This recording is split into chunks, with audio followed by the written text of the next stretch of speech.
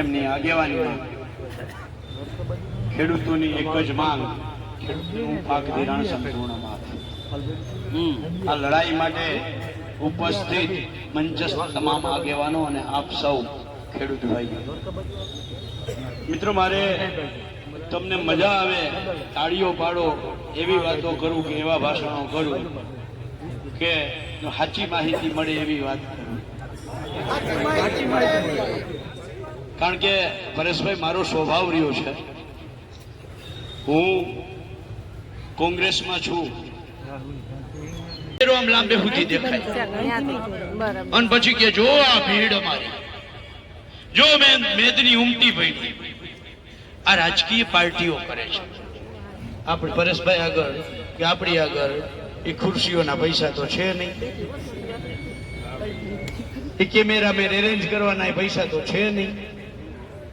એટલે આપણે આ જે સંખ્યા છે ને, હું એમ કહું છું કે છેલ્લા 3 મહિનામાં એક પણ રાજકીય પાર્ટીએ વ્યવસ્થા ના કરી ને એવી સંખ્યા, એક પણ રૂપિયાનું ભાડું દીધા વગર અને દિલથી જે ઉમટી છે ને, આ સંખ્યા છે. સરકારે શાનમાં સમજવું જોઈએ. ગઈકાલે પરેશભાઈનો ફોન આવ્યો, બાપુ કરશનભાઈ, મન કે પાલભાઈ આપણે વાં ઝાંસીના પૂતળા હતી ને એને પોલીસે ના પાડી દીધી. પીઆઈ સાહેબ છે ને મેં ફોન કર્યો તો મન કે રૂબરૂ આવી જાઓ. હું દ્વારકા નાયન રૂબરૂ મળવા આવું. પરેશભાઈ કહું ચિંતા ના કરો, તમે બિંદાસ ચિંતા ના કરો. આપણે કલેક્ટર ઓફિસની અંદર આપણે વાત કરશું. વાત કરવાની જ ના નહીં પડે ને. આ કલેક્ટર ઓફિસ આપણા બાપની છે. આ કલેક્ટર ઓફિસ આપણા બાપની છે. આમાં એક એક કાકરી જે મુકાણી છે, ખુરશી મુકાણી છે, એના આપણા પરસેવાના ટેક્સના પૈસાથી આ બિલ્ડિંગ બની છે, આ જમીન છે. અને ખુરશી ઉપર બેસનાર કલેક્ટરને પણ હું કહેવા માંગુ છું કે જનતાના સેવક છો. આ માલિક છે, જો આ બેઠા ને આ માલિક છે. અને માલિક જ્યારે આંગણે આવે ને ત્યારે હેઠું ઉતરીને આવી જાજો આવેદન પત્ર લેવા માટે, અલ્ટિમેટમ લેવા માટે. 5 જણા આવી જાવ ને 25 જણા આવી જાવ, આમાં છીએ નહીં. અહીંયા એસપી સાહેબ હોય, ડીએસપી સાહેબ હોય કે પીએ સાહેબ, જે કોઈ વ્યવસ્થામાં હોય એ સંદેશો પહોંચાડજો. ક્લાસ 1 લેવલના અધિકારી, કાં તો કલેક્ટર, કાં તો અધિક કલેક્ટર અથવા તો ડેપ્યુટી કલેક્ટર, જે ક્લાસ 1 લેવલથી નીચેનો કોઈ અધિકારી આવશે તો અમે અલ્ટિમેટમનો કાગળ પણ એને નહીં સોંપીએ. અને આપણે બધા જ શાંતિથી, પ્રેમથી ગાંધી ચિંધ્યા માર્ગે ત્યાં બેસી અને રામધૂન બોલાવશું. પણ આપણે કોઈ કરતા કોઈ આવેગમાં નહીં આવીએ, ઉત્સાહમાં નહીં આવીએ. કદાચ સાંજ સુધી બેસવું પડે તો બેસવાની તૈયારી છે ને. મારે અહીંયા જવાન છે ભગવાનજી ભાઈ, ત્યારે મને ગઈકાલે એક જવાને વિડીયો મોકલો તો જો મળી જાય ને તો મારે સંભળાવવું છે. ખાલી 1 જ મિનિટનો છે.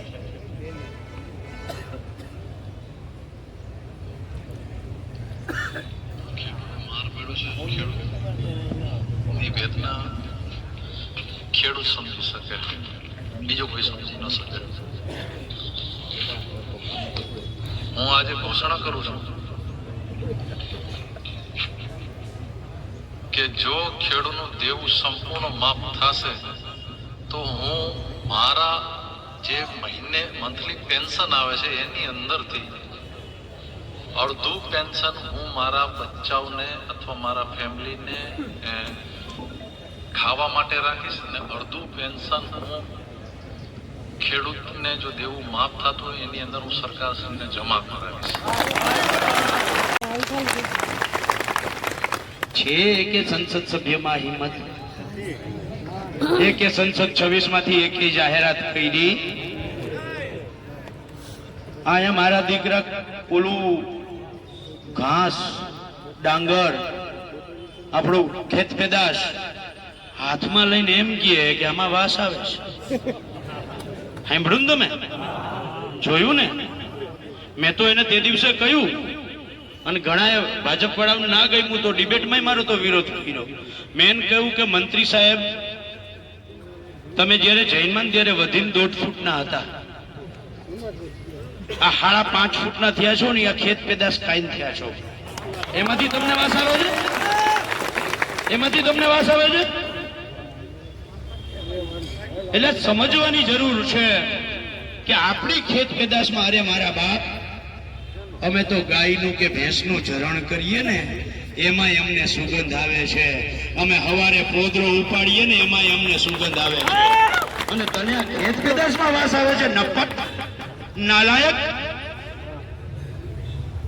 મિત્રો, સમજવા જેવી વાત એ છે કે પરેશભાઈ શું કામ એમ કહે છે કે ખેડૂતોનું પાક ધિરાણ માફ થવું જોઈએ? પાલભાઈ શું કામ કહે છે ખેડૂતોનું દેવું માફ થવું જોઈએ? તો એના કારણો સમજવા જેવા છે.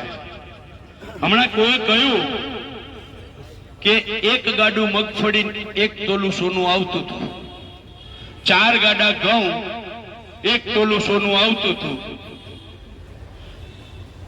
1 લીટર દૂધ અને 1 લીટર ડીઝલ હારોહાર હાલતું હતું. આ આઝાદીથી લઈ અને 2013-14 સુધી હાલ્યું. 2013-14 મગફળીનો ભાવ 1200 રૂપિયા અને સોનું 27,000 થી 30,000 આખા વર્ષમાં રહ્યું છે. હિસાબ કરી લીજો, લગભગ એની આસપાસ છે. એક હેડે હોય ને બીજે હેડે ના હોય, એક ગામમાં હોય ને બીજા ગામમાં ના હોય, અડધો ઇંચ હોય તો 1.5 ઇંચ હોય, આનાથી વધારે કમોસમી વરસાદ ના હોય. આ તારા ડોહાવા દક્ષિણ દમણ થી ચાલુ કરીએ, દાદરા નગર થી હવેલી ચાલુ કરીએ છે, દ્વારકા સુધી બધે જ પડ્યો છે. એક ધારો પડ્યો છે, 9 દી પડ્યો છે અને 15 ઇંચ પડ્યો છે. આ ઐતિહાસિક જે વરસાદ પડ્યો છે ને, અને ઐતિહાસિક વિસ્તારમાં નુકસાન થયું છે. કાંઈ નથી આપ્યું. તમે કેટલું આપ્યું? 3,500 રૂપિયાની 1 વીઘે આપી છે. અને એની સામે LIC ને કઈ અને ઓલો ચાગલો જાણે દીકરો હોય 33,000 કરોડ રૂપિયા એક ઝાટકે દઈ દીધા અદાણી. તો એકલા અદાણીની જેટલી કિંમત પણ ગુજરાતના ખેડૂતોની ના રહી. અહીંયાથી અટકતું નથી. હિસાબ માંડતા જાજો તમે. આંકડા છે ને કેલ્ક્યુલેટરમાં નહીં અમાય. એનાથી આગળ 11 વર્ષની અંદર 16 લાખ કરોડ રૂપિયા ડાયરેક્ટ માફ કર્યા. 8,75,000 કરોડ રૂપિયા રાઇટ ઓફ કર્યા. આ ખેડૂતો બેઠા છે, વડીલો છે, એને ખબર નહીં હોય રાઇટ ઓફ એટલે હું ખબર છે. બોલો, અમાર ભાણવડ બાજુનો ઓલો એક વેજલો છે, એ જોક્સ કરે છે, તો ખબર ને, કટકે 10,000 ભૂલી જાજે, હપ્તે ભૂલી જાજે, વેજો એ ખબર છે ને. બસ આ એવું જ છે કે જેને ભૂલી જવાના છે, એટલે કે હવે આવવાના નથી.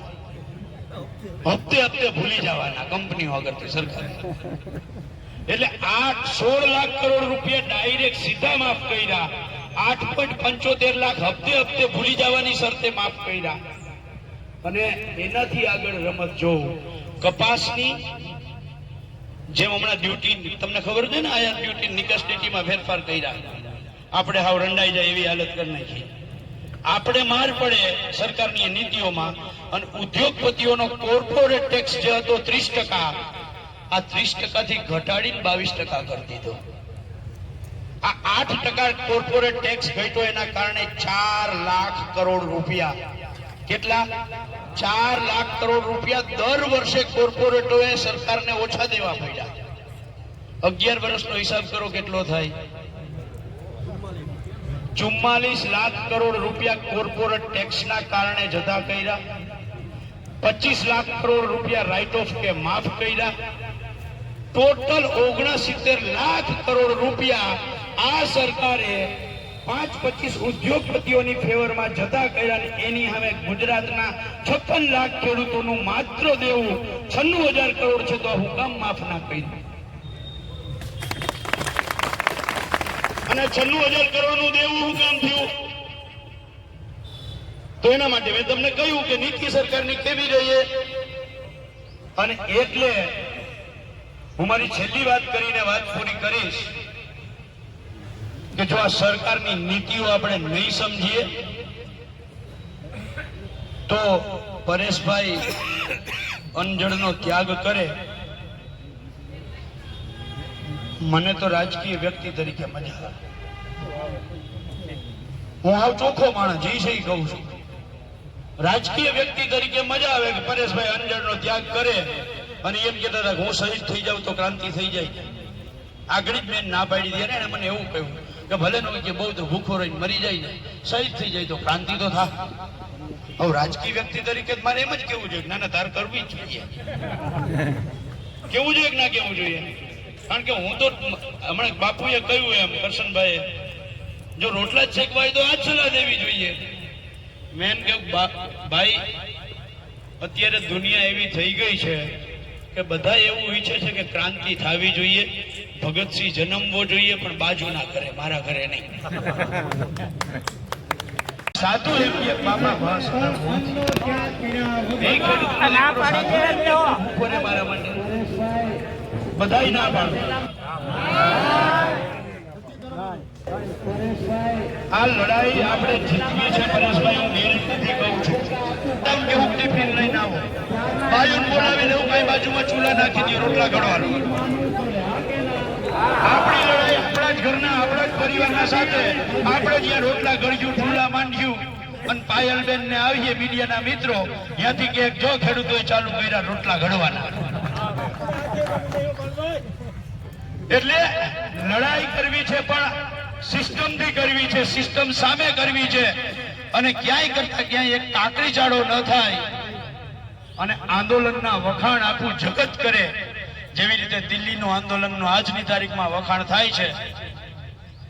300 ખેડૂત શહીદ થઈ ગયા, પણ તેમ છતાં એને ગુસ્સો પોતાની અંદર પી ગયા.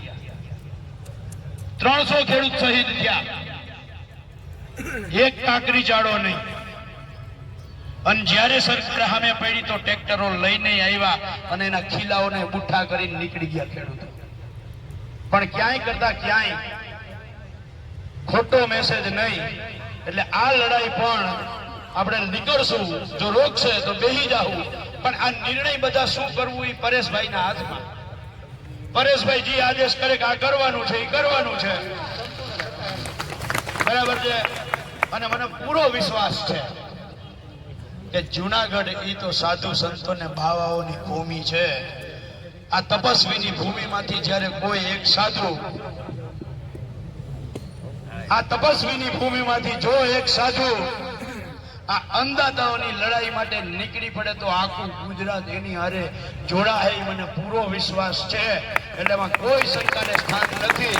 બે હાથ જોડીને, બે હાથ ઊંચા કરી અને આપણે એક હારે બે સહમતિ આપવાની છે. એક, પરેશભાઈને ઉપવાસ ત્યાગ કરીને ઉપવાસ નથી કરવાનો. અને બીજું, ઈ જે હાકલ કરે એ હાકલમાં બધા હારે જોડાશું અને પાલન કરવાનું.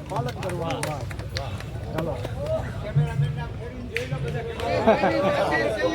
હાથ ઊંચા રાખજો, કેમેરામેન ફેરવે છે.